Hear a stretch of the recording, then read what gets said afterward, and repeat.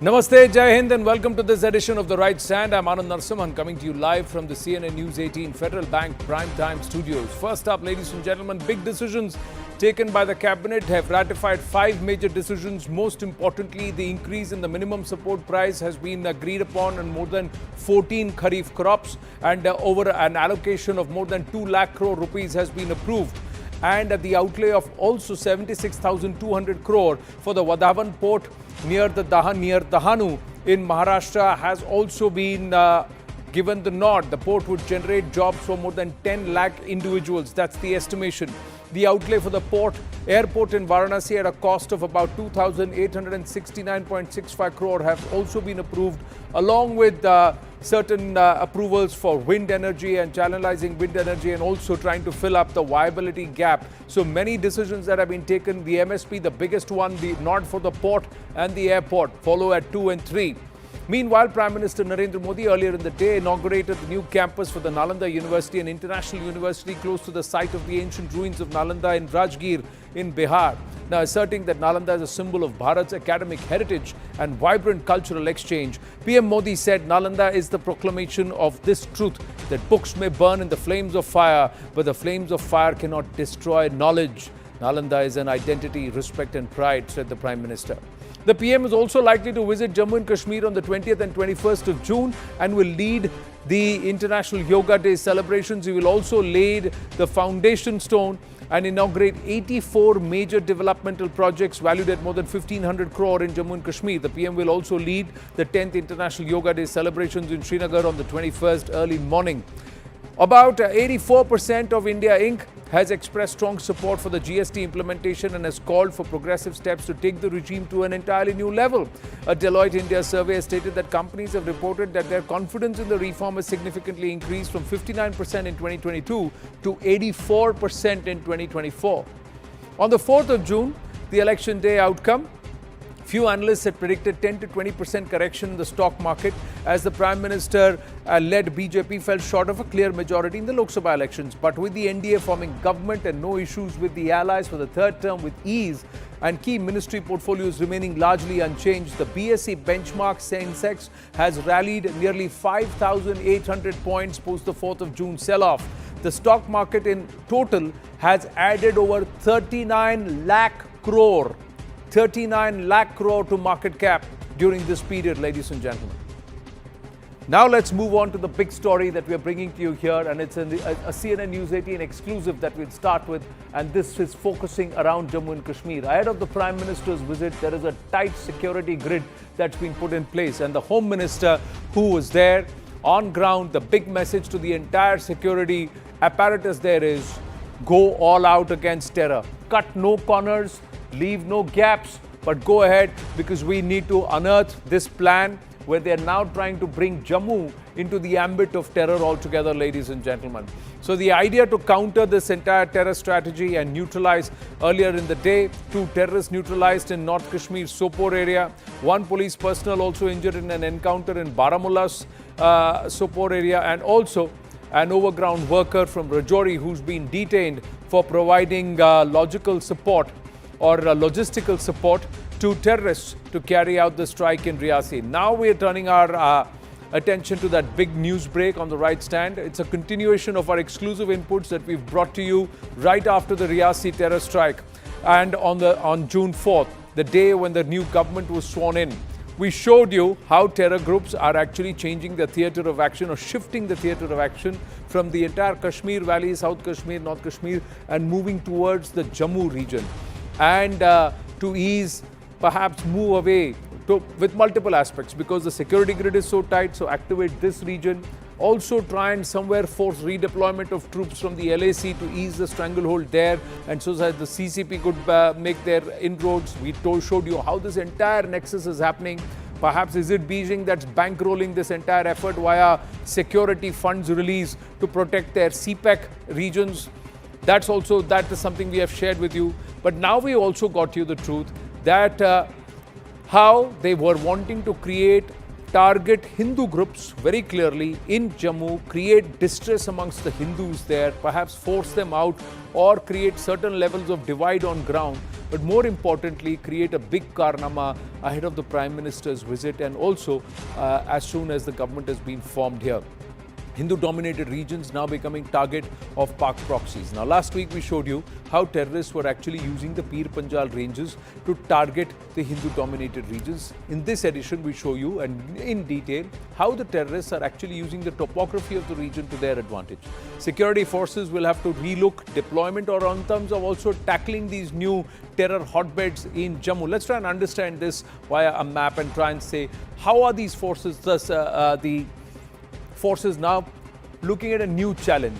This is what's happening. The terrorists are actually moving to this region, that is the Jammu region. This is a new terror hotbed that's being created in Jammu. Interestingly, if we move forward, the other inputs that say is that the regions have turned out to be huge ups and downs in the mountain ranges and it's easy movement for the terror groups. Now, a lot of these terrorists are being trained in regions like Tora Bora. And there what happens in Afghanistan, the terrain is very similar. So they know how to train there and then survive in this kind of a terrain. They are actually in Bagh, Aliabad and Adilabad and other regions, which is right opposite Poonch and Kathua on the IB international border. So they're making their way in via the international border. These then, if we move forward, opposite Rajouri in Tattapani, Hajira, Nikial, Kund and also Samani, Kund Samani and Kot Kotera. Now these are all locations on the IB on the other side and then they are trying to make their ingress here and they're coming in batches of 10 to 12. That's what we're given to understand. They're coming in batches of 10 to 12 and they're entering the Poonch Rajouri region. So as they move into Poonch Rajouri from that Samba sectors, that region, and then they're using that as their base. They're trying to stick around there. They move to different locations via villages. The villages areas also there are on the outskirts, there are dhoks, which are only 5 to 10 hutments. They survive there and by the time the locals and the villagers realize that there is a presence of certain people from outside, they actually make a way, get away from there. So by the time the intel is gathered or the forces can move in, they've already shifted base. And this, because of this spread out terrain, it's allowing them easy ingress and egress and also movement around. And then they're also getting overground support, ladies and gentlemen. So they're making these moves. Why is that? What is the thought process behind this and what does this indicate? Now, does this mean this will force a recalibration ahead of International Yoga Day, the Prime Minister's visit, ahead of the assembly elections of the Union Territory of Jammu and Kashmir? Is this deliberate? Or is there a greater play that we should see that the terrorists are actually moving downwards and they're trying to increase the range of operation and Jammu means they're also very close to Punjab then, ladies and gentlemen. So there are multiple parallels to be drawn. Ahmed Ayaz, political analyst, joins us. SP Vaid, former DGP Jammu and Kashmir with us. Sushant Sareen, senior fellow ORF and Tuin Sinha, national spokesperson of the BJP with us. Namaste and Jai Hind to everybody. Thank you very, very much. Mr. SP Vaid, is this, and I know we've spoken about this when we're looking at the terror movements, but the larger gameplay that is happening to create strife in Jammu, to disrupt the lives there, and the target is a very clear demographics. Yes, good evening, Anand. See, we have seen this happening in 90s. Let me tell you, when I was young SP in Badgam district of Kashmir Valley and then Udhampur, we had seen all this happening. In fact, if you recall, 1991, the terror arc started spreading from Kashmir Valley to this side of the Pir Panjal range. In fact, in the early 1990, when I used to travel from Kashmir to Jammu on the national highway, I used to wonder that time Jammu region was completely free, that if all these terrorists come this side, these high mountains, what will happen? And true to my apprehension, that's what happened. And we have seen so many massacres in the 90s in the region of Jammu region, Doda, hills of Doda, Rajouri, Poonch, Udhampur, Kishtwar, all this belt, and lot of massacres of the minority Hindu community took place. It was with the intention to create Hindu-Muslim divide in the rest of India. And now this, what is happening today in Jammu region is with a deliberate plan to ease pressure in Kashmir, to increase the arc of terror to Jammu region and engulf the whole state, so that the forces are taken out of Kashmir, and also from Ladakh, where China is facing, seeing eyeball to eyeball, seeing the pressure of Indian forces. So the idea is to have these forces deployed in Jammu region. And Jammu region, unlike Kashmir Valley, is not plains; it's all hills, and hills absorb troops. You know that, Anand, and brigades and but battalions get absorbed. But Vaid Yeah. साहब, I want to understand, ये तो IB है. International borders are far more difficult to penetrate. So how are they crossing over? And they are coming in batches of 10, 12, और ये पहला batch नहीं. There are 2 or 3 who have already made ingress into Bharat, as we are given to understand. This is all trained by Sajid Jat, Lashkar Cadre, trained in Nangarhar and that region, and then they are moving in here. Anand, let me elaborate it. See, what you are saying is coming in the groups of 10 to 12. Ji. That is happening in Rajouri Poonch in the LOC sector.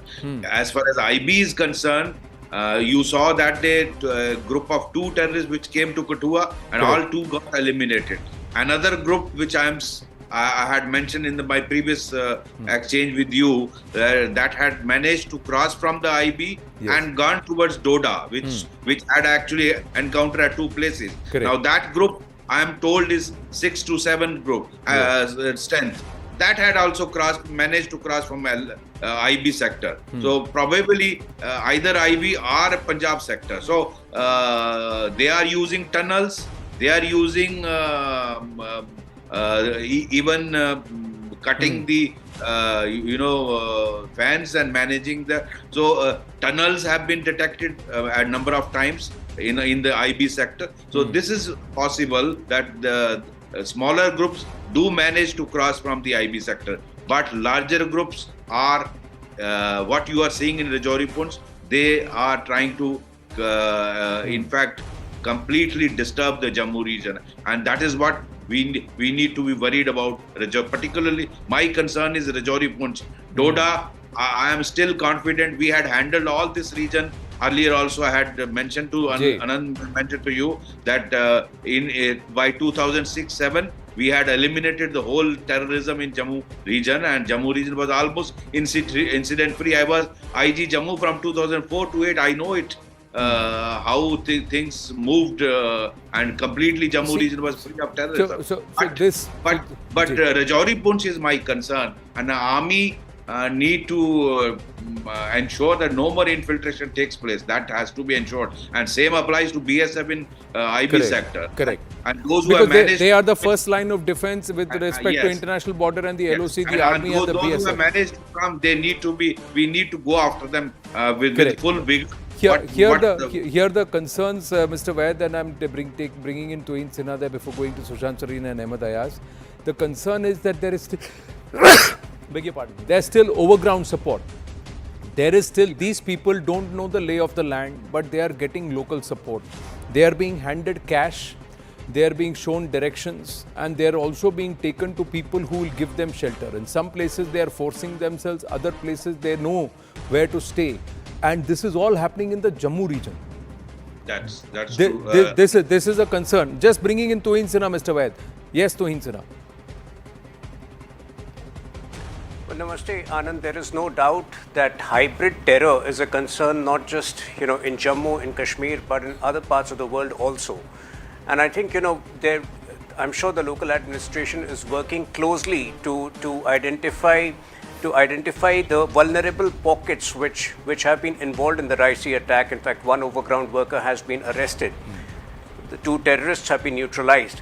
The point is, terror is an inalienable part of Pakistan's existence. Until such time Pakistan exists, there will be these temporary attempts to revive terrorism. In the last few years, we have done well.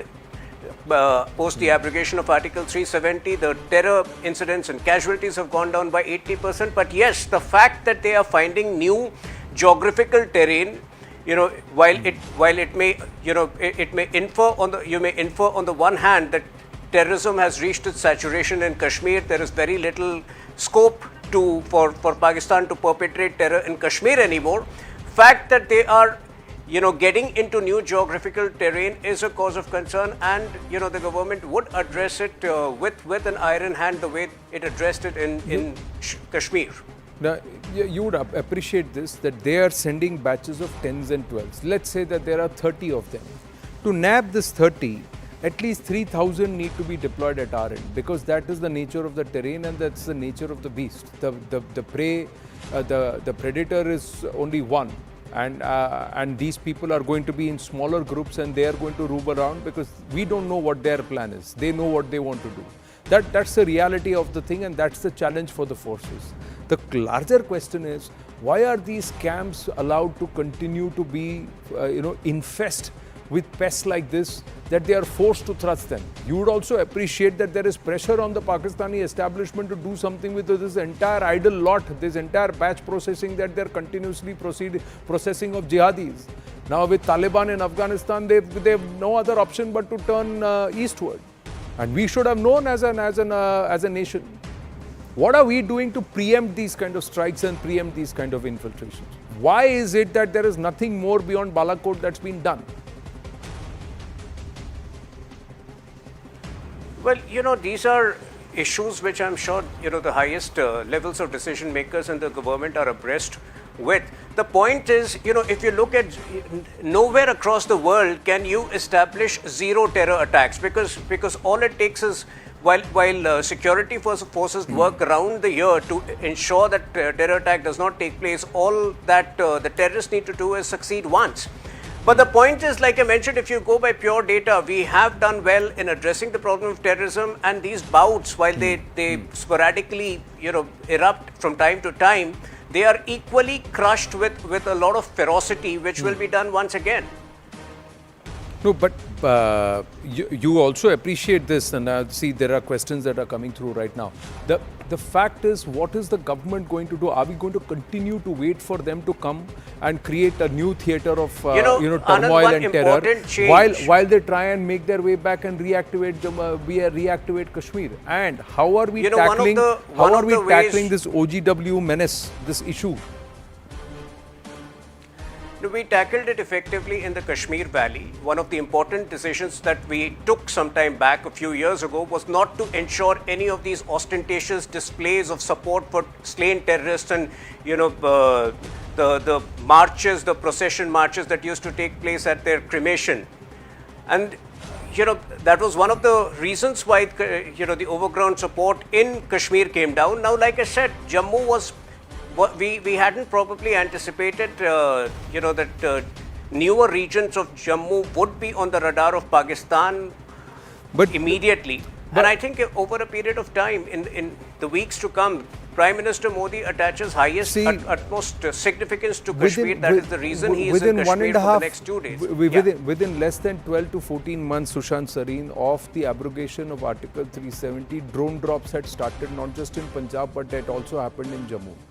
The moment those drone drops happened and the BSF had to shoot down these drones, immediately the intel assessment was that they are going to shift the theatre of action and try to look at Poonch Rajouri in the near future. So then 36 months later, what is happening? Is that not a fair question to ask? Why is it that this grid was not tightened even before they could get active? Anand, that's the only relevant question to be asked. The fact of the matter remains that, and I'm afraid I don't agree with what Tulin is saying. If you are anticipating, or you had not anticipated that this is going to happen in Jammu region, because it's been happening for the last 3 years, just because now some Yatris have been killed, 9 or and you've had 4 back-to-back attacks, suddenly panic bells have started ringing. This should have happened when the first ambushes started taking place 3 years back. You should not have waited for 2024 to wake up to the fact, and because we've experienced terrorism in Jammu and Kashmir for over 30 years now. Now, we know this, that the moment pressure is exerted in one part of the erstwhile state, the terrorists move to a place which is relatively not as well guarded, or where the focus isn't as strong as what it is in the place from where they're moving out. We've seen that within the valley, that the center of gravity of terrorism has continuously shifted between North Kashmir and South Kashmir. We've seen this in Jammu region, and it betrays a kind of I don't want to use those words out here because this is ultimately a family channel, but it shows that some people were not thinking straight, that this is what is going to happen. And then the worst thing which is done in government is to quote statistics that look, in such and such years so many attacks happened, in such and such years so many attacks happened, look, the graph is falling. That's utterly nonsensical. We are doing this in Punjab, let me tell you this. We are doing this in Punjab as we speak, that no, but the situation is not as bad as what it was in the 80s and 90s. Do you want the situation to be as bad as what it was in the 80s and 90s before you finally wake up? Because you are seeing all the manifestations of what happened in 80s and 90s on the streets of Amritsar today, in the Golden Temple today. But you are sleeping on the wheel. But the same thing happened in Jammu. We slept on the wheel. The center of gravity had been shifting. We had been seeing these incidents taking place one after another. Yes, maybe there was a 3-month gap. Correct. But those incidents were happening and we should have woken up at that point of time. No, not just that. When you are seeing a considerable build-up that is happening along the other side, they are going to come here only. Every time there is a build-up, you got to do it. You have to do pest control to stop people coming inside, pests coming into your entering the house. You don't do pest control once they are inside your house. That is damage control. Once they are inside your house, then you have to do damage control. But the bottom line is that we thought, okay, fine, we did the surgical strikes, we did the Balakot strikes, and now the message has gone across. Nothing more needs to be done. That's not how the Pakistanis read it. That's not how the terrorists read it. And they think that they can keep it on a low sim and they can continue. Don't ensure that you don't kill 40 people in one go. Ensure you kill 5 or 10 people in one go. So this is what the other day also Anand had raised. What is your threshold? And are you falling into that trap of a threshold? But Sushantji, even that threshold, if you look at what happened with Reasi, the bus had 41 passengers and they fired at the entire bus and they surrounded the bus and shot it. The driver got a bullet injury and he drove it into a khai, and that has perhaps overall every life matters, but reduced the death toll to 9. There were so many people who lay down there as if they are dead, and the terrorists had to scoot. But the target was again 40 people, and this time all civilians, Hindus going for a yatra. That's how diabolical their plan is, sir. And this is a lesson क्या history से हम नहीं सीखे. ये हमेशा पलट के आते हैं, जितना भी मार खाएं पलट के आते हैं, जब तक आप इनको खत्म नहीं कर दोगे. कभी 150 साल बाद आते हैं, कभी 10 साल बाद आते हैं, कभी 2 साल बाद आते हैं, कभी 5 साल बाद आते हैं. You can look at every time. Somnath में मार खाए 150 साल बाद फिर आए ना सर. उसके बाद अभी देखिए ना, 47 में मार खाई, फिर आए वापस, 65 में आए, फिर 71 में आए, फिर 99 में आए, वापस तो आ ही रहे हैं. We should, don't we understand this? Don't we learn from our history? No, we don't learn nothing from our history, Anand. Come on, you know that. We keep making the same mistakes over and over again. We made that mistakes, for example, in our Eastern Theatre, where we've allowed infiltration to come in and thinking that, okay, fine, we are now going to get a nice vote bank, and the entire demography has started changing in many regions, and nobody has done a damn thing about it. Not this government, not the previous governments, nobody does anything about it. We've seen this happen in Jammu and Kashmir, and if for a couple of years you have relative peace, then you start doing the drum beats that everything has been settled, even though everything has not been settled. Your politics is not settled in Jammu and Kashmir as yet. There you haven't created, yes, you have made massive changes and excellent changes. Yes. And I have absolutely no quibbles on that. But why haven't you built upon it? Your administration out there, you look at the kind of complaints which you hear about the administration and how unresponsive it is. Why hasn't your system, you had almost 6-7 years now of central rule in Jammu and Kashmir. Why haven't you been able to ensure that the administration is so responsive? And don't give me full page newspaper advertisements. The moment I see a full page newspaper advertisement of what all has been done, it means nothing has been done. You know, that's a simple. That's a cynical way of also looking at it, because you would want to see it manifest on ground rather than manifest in newspaper ads. That's one point of view, but there is not taking away the credit that is due to the government for what they have done post the abrogation of Article 370 in 2019. The simple point is that we have to. Allow me a second. Yeah. I am one of those who think that what was done on the 5th of April 2019 was one of the best things we have done since independence. I am no quibbles on that, and I congratulate the government on that. But look, that was a necessary step to have taken, which they took. What about the sufficient conditions? Have they been taken care of? Have those been addressed? No, they haven't. That's what I'm trying to come back to. And Tuhin Sinha, that's where the criticism is, that when you see the signs, you don't allow a small injury to become an infection to a cyst, and the cyst becoming gangrene before you have to amputate. You just need to ensure that you put the disinfectant right at the time when the first injury happens. That same logic applies to this region. That's what the point that's being made. Tuhin Sinha, and then I'll go to Ahmed Ayaz. He's not spoken it. Yeah. You know, Anand, we have decimated Pakistan in the last few years. The thing is, now we are realizing even decimation seems to be inadequate. We will give them a fresh dose. But yes, the larger problem, the problem of hybrid terror, is something I think we need to, the government also will be mulling a lot more in finding a solution to the minuscule, the small fraction of people who comprise hybrid terrorists. Because, you know, obviously, a few years ago, that it was a far bigger problem in the Kashmir Valley. But yes, now in the other parts of Kashmir, in Jammu and other parts, the problem of hybrid terror will be addressed with a lot of deliberation and by applying our minds to that. More importantly, they should not be allowed to come in. These are all FTs. The action, the person, the OGWs is one point, but the FTs, the foreign terrorists who are coming in, the infiltration, those jihadis are sitting there and putting pressure ki hame kahin bhejo. Now, they are also batch processing these jihadis. We are not cleaning them up. So they will find some way to enter here and they'll push them through. That's what will happen. They're coming here as cannon fodder, but imagine the pressure on our forces.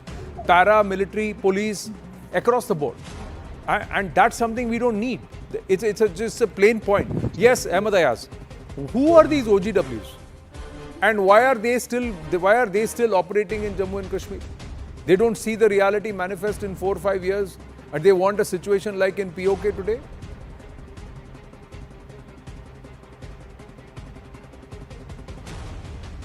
Ahmed Ayaz, can you hear me? Yeah. Can you repeat it? Sir, we keep losing you on audio and video. I hope you can hear me now. Please tell me, who are these OGWs?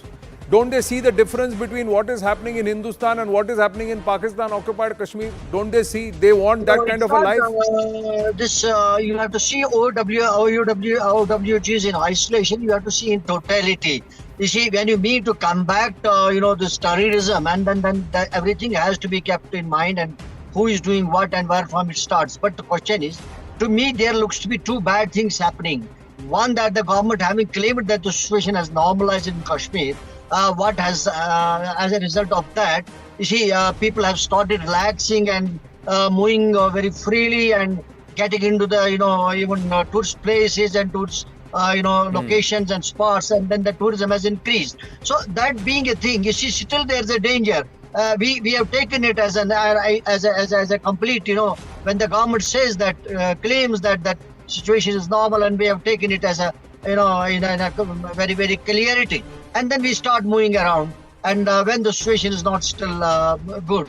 And second, the situation now has extended to the Jammu, has extended the Jammu. You see, that's another issue where I feel that that's complete failure, that perhaps the administration or the maybe the security force are doing well. There's no doubt about it that they are making all comebacks. But the administration is still possibly not aware of as to what's happening. Had they been knowing that what's happening, possibly they must not have made a very fair claim of having, eliminated the terrorism and then the things have not But you have nothing and to more say. so, You how have did- nothing how to did say the about, people- about Pakistan pushing these foreign terrorists into Jammu and targeting yatris, pilgrims. Whether it is homegrown or pushing That's from not the a village, problem. whether it is homegrown or pushing from the IBs, from the Pakistan. But the point is that there are people who are to look after borders, who are to look intelligence, who are to see. Then if you say that these are So what both should be ways done this with is- what should be done with these OGWs who are helping these foreigners who don't even know the lay of the land? उनको तो कोई local ही बता रहा है ना. उसके साथ कैसे क्या? It is What should be not done? that- it is- Should they also be treated No, like terrorists only? Anand, let me tell you, it is not that what is to be done. What needs to be done, possibly more is done. You see, how is there anyone who is spared? There is not a single man spared. You must see that many people are there under PSAs, detentions, etc., under terror funding. There is no one spared. It's not that anybody is spared there.